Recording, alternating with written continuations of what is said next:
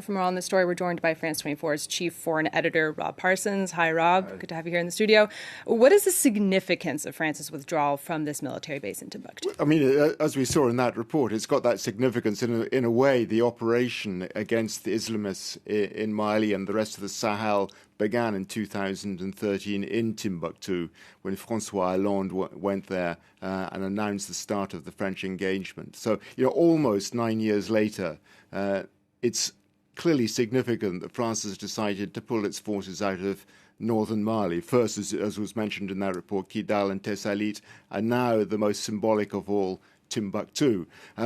This marks, as what Emmanuel Macron called back in June, a profound transformation of France's profile in the Sahel, away from the sort of operations we've seen in the past, the sort of sweep operations through the countryside, and a shift away from focusing on Mali and recognizing that the conflict in the intervening years since 2015 has become a broader one in the Sahel. It's not just going to be focused on Mali. It has to move and recognize the fact that these jihadist organizations and groups have grown stronger in Niger and Burkina Faso and further afield as well. So France is concentrating its operation now in, as we heard again, the report in Gao, which is near the border with Niger and Burkina Faso, and in Niamey in Niger, focusing on what's called the three border areas where those three countries converge on each other. And we'll be joining forces with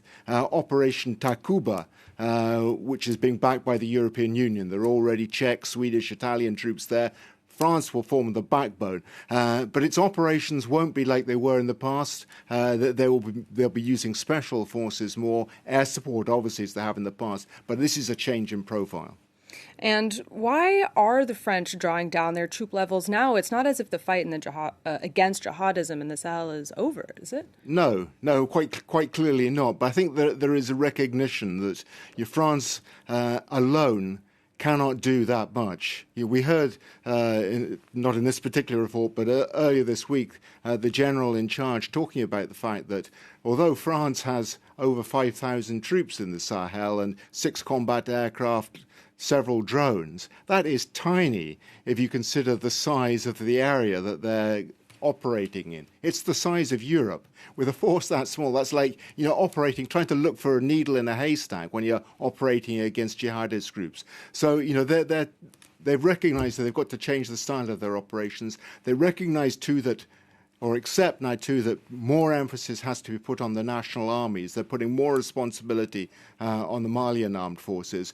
There's a little bit of reluctance, it would seem, on the part of Mali to accept that responsibility. Some concern among the population, as we saw in Timbuktu as well. But it also has to be borne in mind that the relationship between the French government and the Malian government has become a bit sour over the last few months. There have been 2 coups d'etat in Mali. French not happy about it. The relationship has become quite tense, and that, I think, is reflected in the decision to leave as well.